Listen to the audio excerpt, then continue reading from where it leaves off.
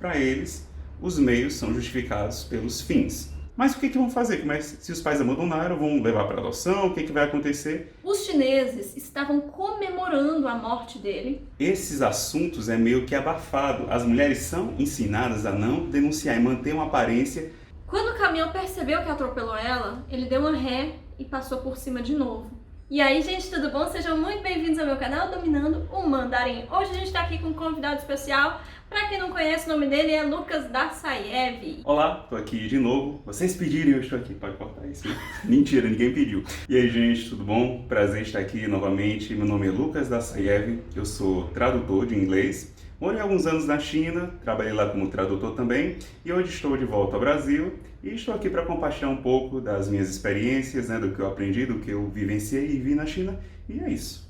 Gente, nesse vídeo de hoje a gente vai falar sobre assuntos polêmicos, muito polêmicos, que eu nunca trouxe para o canal antes, e vocês vão começar a perceber que nem tudo são rosas. O lado que poucos mostram é o lado, inclusive, que poucos podem mostrar, se é que você me entende. Então, se você quiser contribuir para o crescimento do canal, me dá um gás para continuar produzindo esse tipo de vídeo, eu peço só que você se inscreva no canal se você ainda não foi inscrito. E curtir. Então vamos começar, né, Lucas? Vamos pro que interessa. Vamos lá. Nosso papo de hoje. Lucas, você que morou tanto tempo na China, a pessoa te pergunta, assim, depois que você voltou pra cá, se você tem intenção de voltar a morar lá, se você acha que o Brasil vale a pena, o que você responde para essas pessoas? Sim, eu recebo essa pergunta constantemente. As pessoas, principalmente porque eu morei 3 anos na China, depois morei 1 ano na Europa, cheguei recentemente ao Brasil e visitei alguns outros países no decorrer desse tempo. As pessoas sempre perguntam, por que você voltou ao Brasil? Como se aqui fosse o pior lugar do mundo. O tom da pergunta já traz subentendido, que a pessoa acha que aqui é sempre pior em qualquer aspecto comparado a outro país. E eu falo, não, eu voltei por opção, comparei, muitas coisas, coloquei na balança e vi que aqui tem muitas coisas boas, principalmente coisas não tangíveis, para falar bonito, coisas que o dinheiro não pode comprar. Para todas as outras existe uma checagem. Existem muitas coisas, que o dinheiro não pode comprar. Que eu percebi que aqui tem no Brasil, mas que é tão comum para o nosso dia a dia que a gente meio que take it for granted. Ou seja, é algo bom, é algo valioso, mas que por a gente meio que já contar com aquilo todo dia, a gente não dá o devido valor. E é só quando você vai para fora, quebra a cara algumas vezes, você percebe o quão o Brasil é especial, é único em determinados aspectos. Você também já percebeu isso? Sim, eu já percebi isso. No primeiro dia que eu voltei para o Brasil, lá em setembro, acho que foi 6 de setembro de 2012, pousei no aeroporto de Guarulhos e minhas malas não chegaram. Aí eu fui lá no escritório da companhia, expliquei a situação toda, mostrei para eles meus tickets das malas que não chegaram. Aí a moça falou assim, o funcionário da companhia tá te trazendo as malas. E aí veio um cara trazendo as minhas 2 malas no carrinho. Aí ele veio, deixou o carrinho aí e falou, tá aí. Eu agradeci e ele foi embora. Aí a mulher do meu lado virou e falou assim, nossa, que mal educado. E eu pensei, normal, ele fez o trabalho dele, me trouxe minhas malas, tô super agradecida. E aquilo sempre ficou na minha cabeça. E tempos depois eu comecei a entender por que aquela mulher chamou aquele cara de mal educado. Então eu comecei a perceber que aqui não basta o vendedor ou o atendente fazer o que ele tem que fazer e pronto. As pessoas esperam que além dele fazer o papel dele, ele também seja simpático, sorridente, converse com as pessoas, seja educado. E na China, pela minha experiência, não era bem assim, Pela minha experiência, Europa, Estados Unidos também não são assim. Aqui no Brasil é comum a gente escutar as pessoas reclamando de atendimento. A pessoa fala, só no Brasil que o atendimento é desse jeito, o atendimento no Brasil é o pior do mundo. E a pessoa vai pra fora. E percebe que não é bem assim. Volta o cão arrependido. Ei, deixa eu te contar, outro dia eu tava na farmácia. Quase me deu uma saudade da China, porque eu acho que eu peguei isso de lá, esse negócio de eficiência. Aí tinha um atendente lá atendendo 2 senhoras. Aí depois que as senhoras foram, pagaram direitinho, guardaram o dinheiro, as 2 ficaram na frente do caixa batendo papo, tipo, e agora? O que a gente vai fazer? Pra onde que a gente vai? E a atendente lá na maior paciência, esperando elas saírem da frente, pra então chamar próximo. Se fosse na China, meu filho, já era assim, quase que empurrando, vai, próximo. É eficiência a 200%. Então, Sim. às vezes eu sinto um pouco de falta disso. Mas aí, quando chega a nossa vez, a gente entende porque que as coisas Sim. demoram e a gente percebe. O atendimento foi excelente. E como a gente falou, não é só uma coisa que se aplica à China, porque a cultura asiática é diferente, eles são mais frios. Até culturas ocidentais mais próximas das nossas, a gente vê uma discrepância, uma diferença. E muitas vezes, como eu já disse, pessoas falarem que o atendimento no Brasil é ruim, eu digo que não. Na verdade, eu percebi que é o contrário. O atendimento é tão bom, tem uma certa expectativa da sociedade em você ser cortês, em você ser gentil, que no momento que o atendente sai um pouquinho daquilo, é uma coisa que nos choca, é uma coisa que gera revolta, né? Gera indignação. A maior parte do tempo que eu estive na Europa, eu morei em Portugal e a gente percebe isso claramente, né? Para a cultura deles, é coisa que não é nada demais. Mas só para dar um exemplo, chega numa loja de roupa, vi lá uma roupa que eu gostava, às vezes não tinha o meu tamanho, não tinha a cor que eu gostava. Chamava o atendente e perguntava, gostei dessa blusa aqui, você teria outro tamanho, teria outra cor? Ele falava, não, se tivesse, estava aí. O que tem está aí. Mas era típico. Então era coisa que a gente já chegava nos comércios meio que na defensiva, meio que já na expectativa. Qual vai ser a grosseria que eu vou enfrentar dessa vez? Não sei se você ficou sabendo do que aconteceu com a Mônica, minha irmã, na China uma vez. A gente foi tipo para uma espécie de shoppingzinho, um shopping mais popular. E aí ela entrou numa loja, era mais como uma banca, uma lojinha bem pequenininha. Aí ela entrou lá, aí a vendedora perguntou assim, o que você tá procurando? E ela disse, não, tô só olhando. Aí sabe o que a vendedora disse? Então pode sair, tá sujando o chão da minha loja.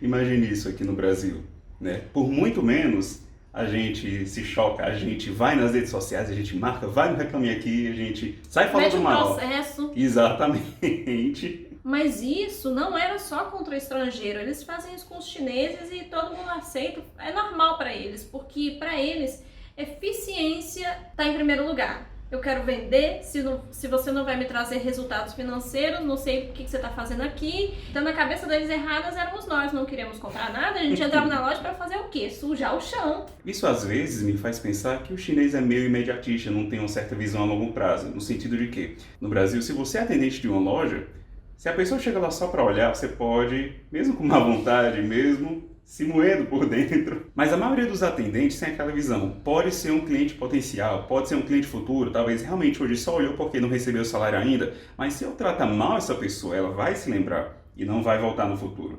E o chinês ele não tem isso. Acho que talvez o fluxo é tão grande, é tanta gente, que perder um cliente e vai vir outro, talvez seja essa visão. Me faz lembrar, não foi uma experiência direta com compra, mas me fez ver bem o quanto as pessoas são tratadas bem ou não de acordo com o benefício imediato que elas podem dar. Como eu falei, eu trabalhei há alguns anos para uma empresa na China e teve uma feira de trabalho na minha cidade que era focada principalmente em oportunidades de trabalho para estrangeiros. E minha empresa era empresa de tradução, então logicamente que era interessante para nós conseguir novos tradutores e fazer esse network com estrangeiros. Então a gente foi para essa feira, a gente tinha um stand nosso ali naquela feira e uma das funcionárias que estava comigo naquele stand da minha empresa era Business Development Manager, como se fosse gerente de expansão de negócios. Então a função dela é encontrar empresas que precisassem dos nossos serviços. E era muito claro na forma que ela tratava as pessoas que se não era um cliente em potencial, se não era uma empresa que fosse fechar contrato rapidamente, se não fosse alguém da área que ela estava procurando, que aquela pessoa não valia nada para ela. E se ela percebesse já no começo da conversa que não era interessante para a carteira de clientes dela, ela ignorava assim claramente, com uma certa frieza. Como a gente está falando de estrangeiros, pessoas que vêm de um background diferente, muitos da Europa, muitos da América Latina, eles realmente ficavam muito sentidos, eles viam, né, nas palavras, no olhar, na indiferença dela, que eles estavam ali sendo realmente ignorados. Foi uma coisa que no momento me deixou até um pouco constrangido, mas com o passar dos meses e dos anos, quando eu aprendi o conceito de mianza, principalmente, né, e também do guanxi, que você vai valorizar uma relação de acordo com o benefício que pode trazer para você, aquilo, infelizmente, não me surpreendia mais. Não que eu concordasse, mas me fez entender que é um aspecto comum da sociedade. E, por exemplo, algo que eu presenciei de perto, né, eu morava ali em Shenzhen, que é a fronteira com Hong Kong. Uma coisa que acontecia demais é que tinha pessoas que a profissão dela, a forma delas ganhar a vida, digamos assim, era trazer produtos de Hong Kong para Shenzhen. A fronteira de Hong Kong para Shenzhen você cruza em 20 minutos, 30 minutos, até menos. E essas pessoas traziam certos produtos de Hong Kong para Shenzhen, para enviar para todo o resto da China. Você faz ideia de quais eram esses produtos, quais os 2 produtos que o pessoal mais, não vou dizer contrabandeava porque era legal, mas que mais traziam de Hong Kong para o lado da China continental? Celular? Errou! Produto de marca? Não. Os 2 produtos que eram mais trazidos de Hong Kong para Shenzhen, pasmem, era chocolate e leite em pó. Ah, do leite em pó eu já sei. Do chocolate eu nunca ouvi falar nada sobre. Sim, porque eu só estou falando que os chineses, né, da China continental solicitavam que as pessoas saíssem da China, fossem para Hong Kong e trazessem, porque eles próprios não confiavam na qualidade do leite em pó e do chocolate que eles compravam dentro da China. Inclusive já teve um certo escândalo envolvendo leite em pó, talvez você saiba mais detalhes que eu. O que eu sei é que tinha uma época que leite em pó estava adulterado, tanto que muitos pais pararam de comprar e aí começaram a comprar do exterior. Agora do chocolate eu não fiquei sabendo não, como é que é essa história. Eles basicamente não confiam na qualidade lá, até porque, por exemplo, aquela marca Ferrero Rocher é muito fácil você encontrar réplicas, eles colocam um nome parecido ou com um nome igual, eles fazem uma embalagem fake, tá entendendo? E o negócio é caro, aí o povo ganha dinheiro, aí trazia de fora. No fim das contas, você diria que eles se preocupam mais com dinheiro do que com a forma de trabalhar? Eita. Eu diria que sim, diria que na maioria dos casos, né, com algumas devidas exceções, mas na maioria dos casos, para eles, os meios são justificados pelos fins. Se eu vou atingir o fim que eu quero, que é o lucro, que é um conforto para a minha família, eu não vou poupar os meios, eu não vou ter um dilema ético, né, a vencer. Eu vou empregar os meios necessários.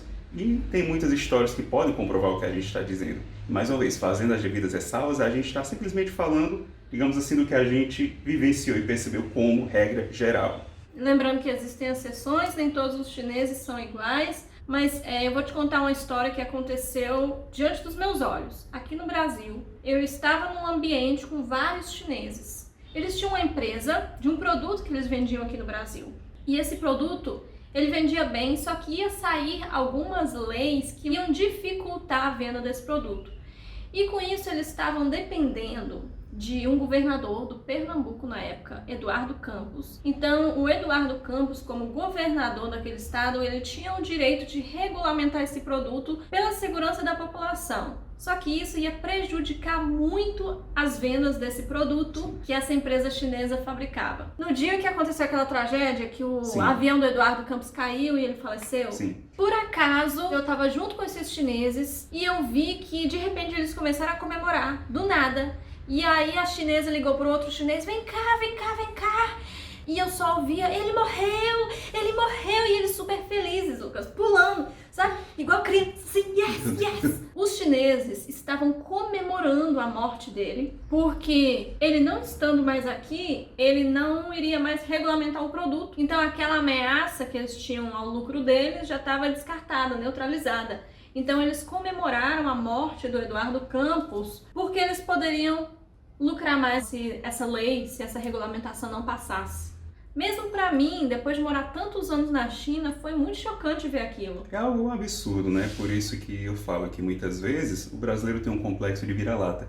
A gente acha que o brasileiro é o mais desonesto, que é o mais corrupto, que é o mais mal educado na hora de tratar, que talvez a gente tenha, né, os piores valores morais. Mas eu garanto que, e pelo que eu presenciei, pelo que eu vi, a forma que o brasileiro valoriza a vida é quase que única no mundo, né? Eu não estou falando só em comparação com a Ásia, estou falando em comparação com muitos países, inclusive alguns países da Europa. Eu presenciei que certos assuntos, certas pautas como violência à mulher, racismo, igualdade, o Brasil está muito além. A gente sempre tem essa impressão, né, que o Brasil tem seus problemas, e é verdade. Claro que a gente não pode negar que há problemas relacionados a direitos humanos, a racismo, a violência com a mulher. Mas o que eu quero dizer é que no Brasil, pelo menos, há um debate, né? Enquanto em outros países da Europa é algo que fica normalizado, é algo que fica meio que escondido. Aqui, quando acontece um caso de violência contra a mulher, é denunciado, pelo menos, existem leis específicas para esses casos, existem delegacias que foram criadas de forma específica para ajudar, existem medidas protetivas e vários outros institutos, né, que amparam legalmente a mulher. E uma coisa que eu percebi, por exemplo, em certas áreas de Portugal, né, esses assuntos é meio que abafado. As mulheres são ensinadas a não denunciar e manter uma aparência de que a família está tudo bem, que ela não sofre violência do marido, né? Na China eu também vi muito isso. Lá na China a gente não ouvia casos de relação não consentida, vocês sabem do que eu tô falando, porque aqui no YouTube a gente não pode falar com todas as letras. Mas o que acontecia com certa frequência lá eram furtos, pequenos furtos. Sim. E várias vezes eu já vi e já ouvi histórias de mulheres que foram furtadas ou perceberam que tinham acabado de ser roubadas, mas elas não falavam nada, não gritavam, não denunciavam, e alguém perguntou por quê. E elas falaram que sentiam vergonha de dizer que foram roubadas, ou que apanharam, ou que qualquer coisa ruim aconteceu com elas. É como se elas se sentissem diminuídas se elas falassem que sofreram algum tipo de ofensa. Uma coisa que talvez você concorde comigo, a questão da empatia. Eu acho que é algo meio que único no Brasil, talvez pelo menos na América Latina, pelo que eu ouvi e experimentei. Por exemplo, né, fala-se muito que no Brasil há uma certa cultura machista e aqui a gente não está negando os problemas que existem, mas o que eu quero só comparar para trazer para esse debate, por exemplo, se você está passando na rua, você vê, por exemplo, um homem agredindo uma mulher. Quais são as probabilidades no Brasil de outros homens virem e agredir aquele homem? Altas. Muito altas, altíssimas. O homem que bate mulher, que é visto como covarde, outros homens vão partir para cima e agredir aquele homem, ou no mínimo separar, né? Mas na China, isso você raramente vê, né?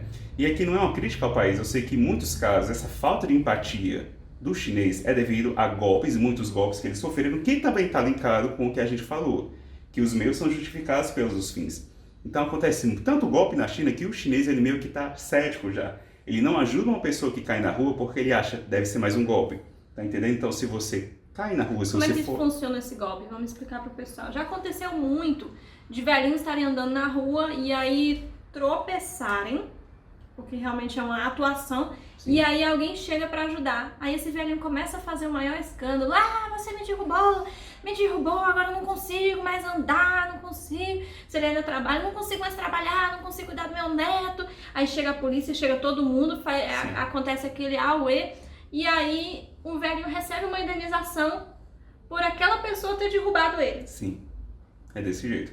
Uma coisa que acontece muito, com certeza você já deve ter ouvido falar que, por exemplo, se uma pessoa está dirigindo o seu carro e ela sem querer bate outra pessoa, né? Muitas vezes, em vez de chamar o socorro médico, ela termina de matar.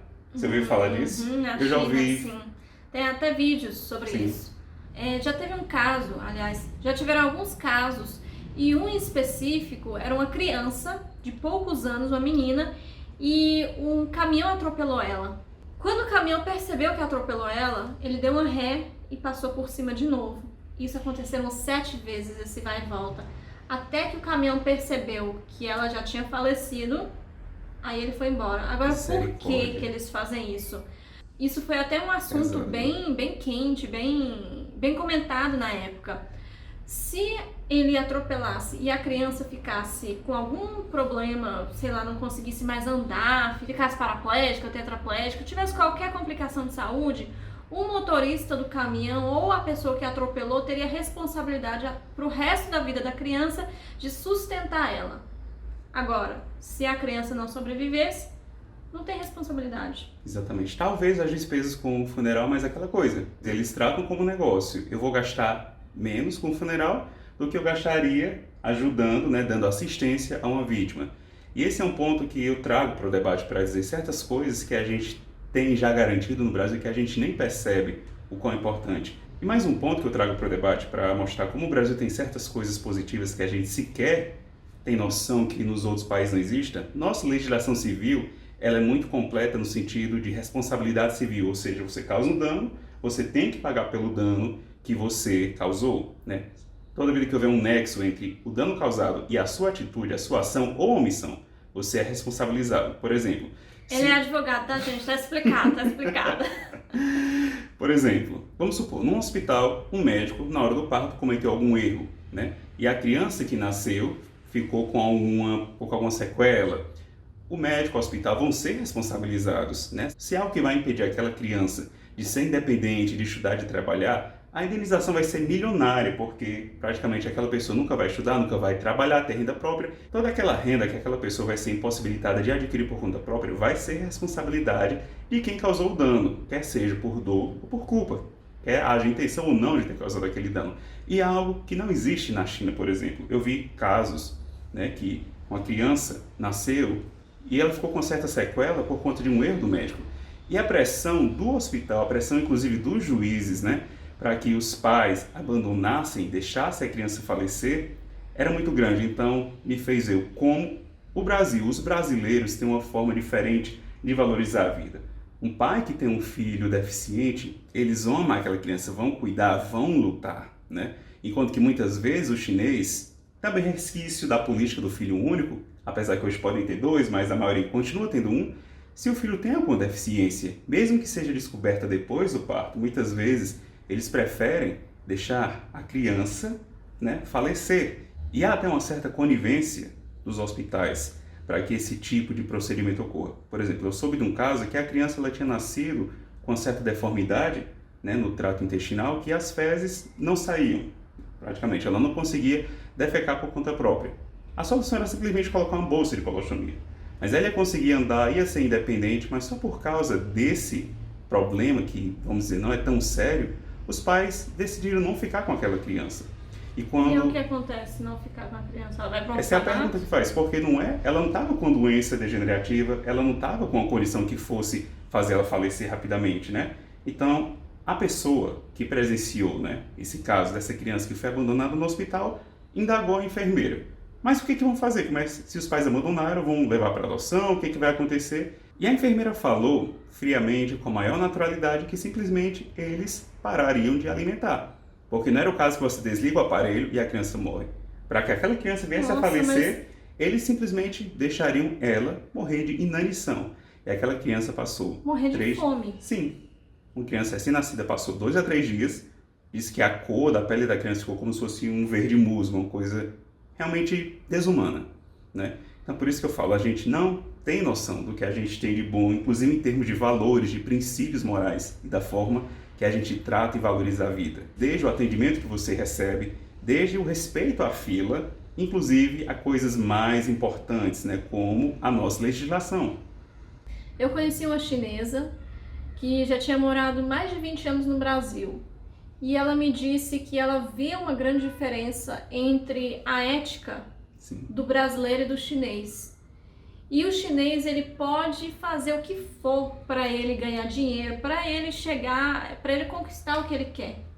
Não importa se ele vai ter que fazer alguma coisa antiética.